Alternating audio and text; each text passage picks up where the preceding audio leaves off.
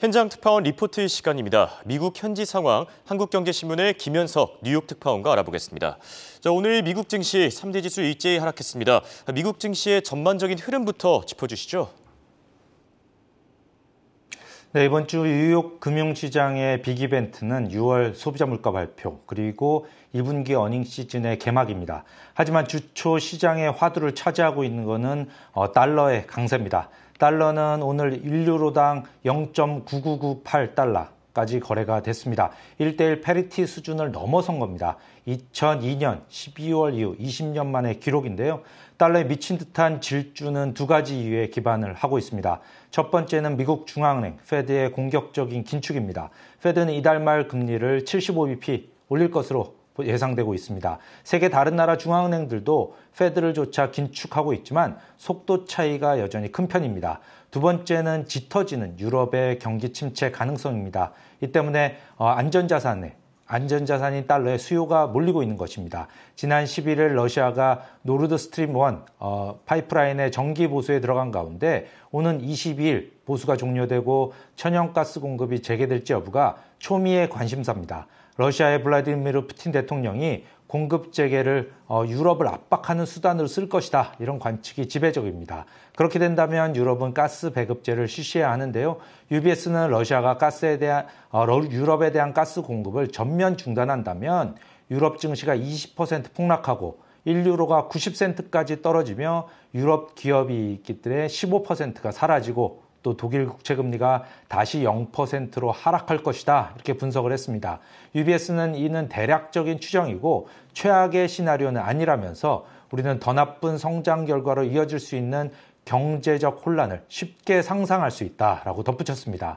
달러의 극단적인 강세는 경제와 금융시장에 전혀 좋은 소식이 아닌데요. 모건 스탠리의 마이크 윌슨 최고 투자 책임자는 달러화는 올해 들어 지금까지 16%가 넘게 올랐는데 이는 역사적으로 극단적인 수준이며 이런 달러 강세는 일반적으로 금융시장에서의 높은 스트레스 그리고 경기 침체와 일치한다라고 설명을 했습니다. 달러 강세는 글로벌 경제에 공급되는 유동성이 줄어든다는 뜻입니다. 세계는 성장 둔화를 경험할 수밖에 없습니다. 침체 우려와 강달러로 인해서 오늘 국제유가는 폭락을 했습니다. 서부 텍사스 원유는 이날 배럴당 8.05% 떨어진 95.71달러에 거래가 됐습니다. 지난 4월 11일 이후에 3개월 만에 최저 수준입니다. 채권금리도 급락을 했습니다. 안전자산 선호 탓인데요. 미국채 10년물 금리는 이날 오전 한때 2.904%, 2년물은 2.979%까지 내려왔습니다. 다만 오후 1시에 금리는 약간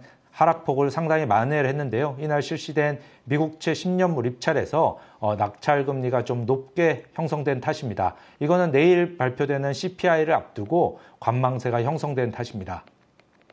우선 2008년 오늘 2년물과 10년물 간의 수익률 곡선 역전 현상은 계속됐는데요. 이날 한때 10bp가 넘게 역전이 이루어지면서 2007년 이후에 가장 큰 폭의 역전이 발생을 했습니다.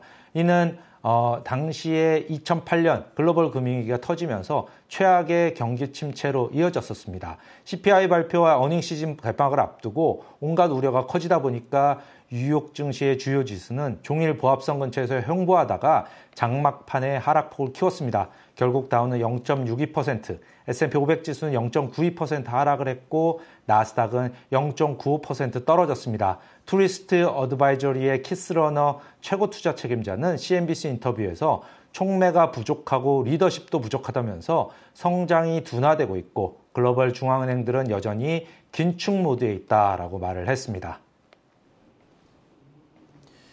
말씀하신 대로 달러가 지금 극단적인 수준으로 나홀로 강세를 나타내고 있는데 향후 전망에 대해서도 같이 짚어주시죠. 네, 달러 강세가 워낙 극단적으로 이어지다 보니 달러가 곧 내려가지 않겠냐 이런 관측이 나오는 건 맞는데요. UBS는 현재 시장의 위험 회피 분위기에서 달러화 강세는 단기적으로 더 이어질 가능성이 높지만 지속되지는 않을 것이라고 분석을 했습니다. 미국 달러의 추가 상승은 미국 경제 성장 둔화와 페드가 내년에는 다시 금리 인하를 시작할 것이라는 시장 인식으로 인해서 제한될 가능성이 높다라는 게 UBS의 관측입니다. 하지만 현재로서는 달러 강세를 제한할 수 있는 촉매제가 별로 없어 보이는 게 현실입니다. ING는 페드의 움직임이 이번 여름 동안 달러에 대해서 달러의 강세를 뒷받침하지 않을 가능성은 별로 없다면서 글로벌 위험 회피와 경기 침체에 대한 두려움도 단기적으로 달러 강세를 뒷받침할 것으로 보인다라고 지적을 했습니다.